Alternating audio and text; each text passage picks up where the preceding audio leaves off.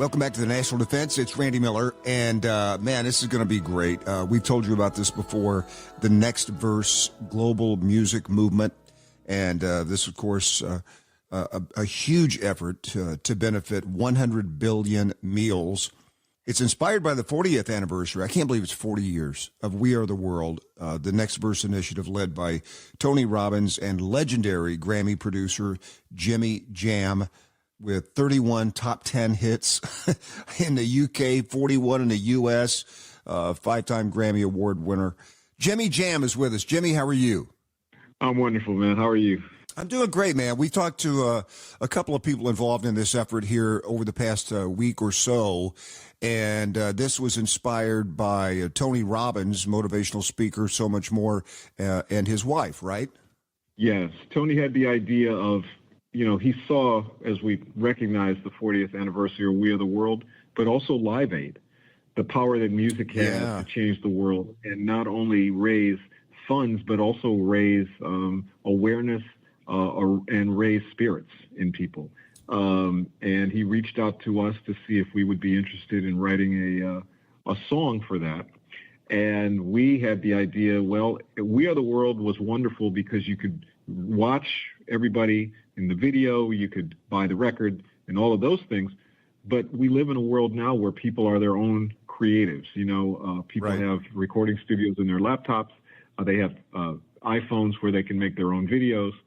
So what if we make something where we'll create the foundation of what it is, but then people will be able to make it their own, adding their own lyrics to it, doing dances to it, doing different versions of it, a rap version or a country version or a R&B version or whatever.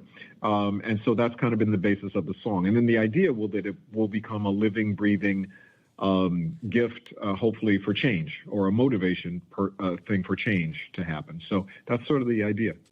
That's a big idea. It's a big idea. We're talking to Jimmy Jam here on the National Defense, and the big, huge idea to benefit 100 billion meals, the Next Verse event. And I want to tell people where they can do this. If you want to submit a verse, you just go to 100billionmeals.org/the-next-verse-song, and you can start that process. But I think it's so cool that you're involving so many people in this. I would imagine, Jimmy, it wasn't too tough to talk your talented musical friends into this. No, actually, everybody was really into doing it. And, the other thing I will say, if you think about We Are the World, there was a kind of a moment where it was the American Music Awards. So everybody was in town in the same place. And really that night after the awards, they all went to the studio and recorded. Nowadays, once again, you have people traveling all around the world. But because of the technology you have, like Zoom and different things like that, you're able to get people, in other places at other times. So obviously it's the holiday season, so everybody's busy doing their own thing. But we tried to make it, once again, interactive on the artist side of things, where people can, tune in from different places, or can jump on from different places, or send files back and forth, where they don't all have to be in the studio at the same time. And we did an event yesterday where, yes, everybody was in the studio at the same time, as many people as we could get, but then we also had people on Zoom from different places. So, yeah, it allows us to do, the technology now today allows us to do a lot of things we never could do.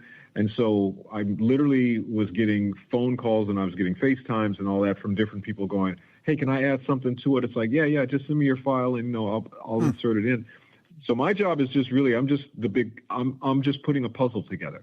Everybody's sending me different pieces, and hopefully we'll assemble it in a way that people will enjoy the finished result. Oh, yeah, absolutely. And, we're talking about people like Dr. Dre and Janet Jackson, Pitbull, Andrea Bocelli. I mean, you've got some huge names as a part of this effort. And, it's probably a lot like herding cats at some point, right? Herding cats is exactly the analogy that Lionel Richie used when I spoke to him about it. He's not a public face for it, but I will say, and I guess I'm not to make it public, but he behind the scenes has really been advising us on this. Oh, that's cool, because he was such a big part of the original. Exactly. But he was able to really kind of, foreshadow things that we were going to experience doing this, the pitfalls, the great things, and all of those. But he's been instrumental behind the scenes in such a cool way for us. And so we definitely have some good mentorship, I guess we'll call it, that makes it a little bit easier to do. But yes, the herding cat analogy is definitely what this is like. And all artists are different. Yeah, all artists are different. Some artists are some just jump in, they're ready to go, let's go. And the other artists are like, wait, I need to know more about, what it is exactly. And so somewhere in between there, you try to make everybody comfortable as best you can. Well, and I remember the original, Jimmy. I remember, when We Are the World, when that session happened 40 years ago, and the very famous "Check Your Ego at the Door" that was posted for everybody, and you got to kind of get to that point, I guess, where you just say, listen, we're here to do the work, and everybody do the best you can, and we'll take it from there, right? Yeah, and one of the differences between today and back then was that everybody had very defined roles. So if you had a producer in Quincy Jones who produced records, that's what he did. And then you had artists that were singers, and some of them were musicians, but this case they were just there to sing, and the song was already done. And nowadays you have where everybody's basically a producer because, you have a laptop and you don't have to go to a recording studio to make music. My partner, Terry, always likes to say it's like, people used to go to the football game to watch football. Now everybody wants to be on the field and they can do it, in many ways. So that's the difference now. But for me, I like the idea of it just simply because there's people that would love to contribute that don't sing, but they're great writers, let's say. And I'll give you one example. It was Desmond Child, who you may not know the name, but he's I do know that name. Yeah. Okay. So Desmond Child, who writes for Ricky Martin, Livin' La Vida Loca, writes for Bon Jovi, Living on a Prayer. So when I asked him, would he get involved and write some lyrics? And he not only wrote the lyrics, but then he said, I'm going to talk to John Bon Jovi, and maybe these are the lyrics he can sing. I'm going to get Ricky Martin. Maybe these are the lyrics he can sing. So what happens is there's a whole creative community besides the stars that will be kind of the front-facing thing. But there's this whole kind of underground writing community that's helping to form this that I love, that I can call upon, but also give the artist a comfort zone where, oh, no, this is the guy that writes for you or the girl that writes for you. Great. Let's use them to write your verses, what you want to do. Oh, that's cool. So it's all working out very cool. We're talking to Jimmy Jam here on the National Defense. Yeah, you mentioned your partner, Terry Lewis. Man, you guys have written so many great songs. Nasty from Janet Jackson, You Remind Me for Usher, On Bended Knee. Is there anything in your career, Jimmy, that stands out where you would go, okay, that's the one I want to be remembered for? That's a great way to ask the question. Because many times people will say, what's your favorite song? Right. And favorite is tough because there can be favorite for so many reasons. It could be the success of the song. It could be the experience in making the song and all of that. The way you ask it is the perfect thing. So my analogy always is if there was a song in a time capsule and 100 years from now, whoever, the aliens maybe come down and they open the time capsule, what would be the song that would play? And for us, there would be one song, we call it 1 and 1A. Number one for us would be a song called Optimistic by the Sounds of Blackness, because that record was, first of all, it was a big success as a record. It was a number one record, and there hadn't been a gospel record number one, I think, in 20 years at that point in time. Oh, wow. So that was pretty cool. But also it was one of those songs that when people heard it, it made them, to this day, people talk about, man, that song got me through college, or that song got me through a really bad time, or that. So that's, to me, the power of music. The other song, the second song would be Yolanda Adams' Open My Heart. And that song, once again, for the same sort of reasons. People always say, I always listen to that song and it just brings tears to my eyes. And it was one of those songs that wasn't an instant, it wasn't the instant hit type of song. It was just one of those kind of third single. We had to call the record company and go, why don't you put this song out? And they finally did. And once they did, it kind of took off and won a Grammy and won, all kinds of awards and stuff. So, but yeah, those would be the songs. If you want to say, what would we want to be remembered for? Those two songs kind of sum up a lot about Terry and myself. Well, thank you for that answer, Jimmy, because and I appreciate that so much because you didn't go to the, immediate, this thing, it was number one for 16 weeks and, it won 5 Grammys. So, no, I greatly appreciate that. And, the music business, you've been in it long enough to see so many different changes. And we talk to people all the time about how records are made these days, how record labels view artists. What is your long viewpoint of the music business from when you started in it and where it is today? Is it and the analogy that I use sometimes about radio is that exactly what you were saying about, most people go to a football game. They used to go to watch football. Now they want to be in the game. Well, it's like podcasts, right? I mean, it used to be a select group to have a radio show, but now everybody has a radio show and it's so easy to do. Is that kind of what you look at or how you feel about music? Yeah, the radio and podcast analogy is a perfect one. Because, yes, it means that everybody can do it. So the good side of that, of course, is there's people who wouldn't normally have the opportunity, who are maybe very talented at what they do, and now they get the actual opportunity to do it.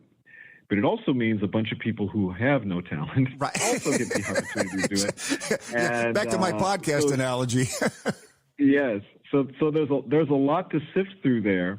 And musically, it's the same way. I mean, I think I can't remember what the number was. It was 100,000 uploads a day to Spotify or something like that. Wow. So it just means, it doesn't mean that there's still not good music, but it does mean that it makes it a little bit harder to find. And I think, to me, radio, at the best of radio, is always a curation system. Where because a certain disc jockey is playing a song or that you remember not only the song but you also remember who was the person that introduced you to it. That's good, and I think that's really important. I've been talking to a couple of people about, because when I was young I wanted to be a radio DJ. Is that right? I actually did some DJing back in Minneapolis in the old days. So I love the idea of that, but I say to them that when the people that I have meetings with and they go, well, what would your playlist be? And I say, no, give me your playlist, and then I'll tell you why each song is significant, how they meet, and there will be a story behind it, and it will be informed listening. And Wow. if I do my job in the right way, when you hear a song, because of a little story, a little tidbit you know about it, Yep. you're going to hear that song in a whole different way. Wow. And that, to me, is the value of it. I mean, think about, like, back in the day when Casey Kasem did the countdown. Absolutely. There was always a little story before he played the song. There was always a little story about it. And it just made it more interesting to hear the song. And I think that's the role that radio continues to play in such an important way. Keep your feet on the ground and keep reaching for the stars. That's right. Casey Kasem was the best. And we should let people know, too, that Stream the World premiere on Christmas Day across all the streaming platforms. And this is such a great idea. I honestly did not know about the 100 Billion Meals Challenge co-founded by Tony Robbins. And I'm, of course, very happy about it. But at the same time, it's amazing to me that people still in the United States of America go hungry. Does that boggle your mind? It does. And I mean, there's different statistics that talk about that, if hunger was a country, it would be the third most populated country. Oh, wow. You think about the numbers. Wow. Of people that are starving. And it's probably, I think we were at 67. I can't remember what the numbers are. I don't have them in front of me. But it's tripled over the last decade, probably. So we're in a much worse place now. And not only around the world, because, think about USA for Africa, which was where the world, that was kind of what they were doing. Nowadays, 20%, I will say, of all the money that gets raised by 100 billion meals will stay right here in the U.S. Because obviously hunger is a worldwide thing. Sure, absolutely. But, in the U.S. with the SNAP cuts and all kinds of different food insecurity issues, it's important that happens, that some of the money stays in the U.S. But also, there's a situation where we're aligned with 6 different food charities. So the idea is not only would it be the food drops that you see, in Sudan or Gaza and those types of things, but it's also your local food shelves where help is needed. And hopefully amongst those 6 different organizations, we're hitting the right people at the right time. And the holiday season is the time where I think it is the season of giving. So hopefully people will give. And if you go to the website, you can make a $10 donation. That buys 44 meals. Oh, wow. So your $10 donation is 44 meals, and it's at a price point, hopefully, that everybody feels like they can give and be a part of it and be a participant in it. Wow. Yeah, well, and you're preaching to the choir here, Jimmy, because our audience is mainly active duty military veterans and their families. And I mean, it's such a problem. Food insecurity, on base, off base. It's just a huge problem in the military, and it's just great that you guys are doing this and addressing this at 100billionmeals.org. Jimmy, thank you for the time, man. Great to talk to you. I really appreciate the time. I appreciate talking to you, and more so, I appreciate what you're doing and spreading the word to all our veterans around the world who are keeping us safe. And I just want to wish them and their families just the happiest of holidays, and thank them for allowing us to do and make music the way that we do it. Oh man, thank you so much for providing the soundtrack for every single. I mean, music has been a part of the military for so long, and it's just been so great to spread that around. Thank you so much. We'll be right back here on the National Defense.